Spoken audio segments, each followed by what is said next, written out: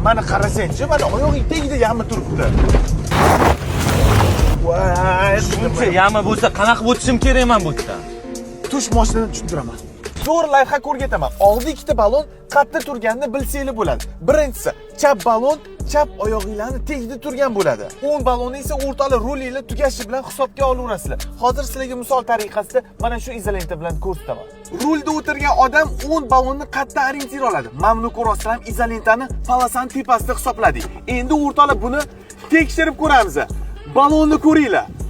Polosani o'rtali tepasida turibdi. Nima deysizlar bunga? Ikkita ballon ham qayerda turishini bildik. Endi yamadan qanaqa qilib qochamiz? Misol uchun o'rtali mana o'ng ballon bu yerda, chap ballon bu yerda. Yama o'rtada. Buni o'rtaga kirgizib yuboramiz, rulni o'rtasiga. Bu videoni menga o'xshab, endi pravo olgan jo'rangizga tez jo'natib qo'ying. O'rtali bunaqa zo'r videolarni o'tkazib yuboryapsizlar. Podpiskani bosib qo'yinglar.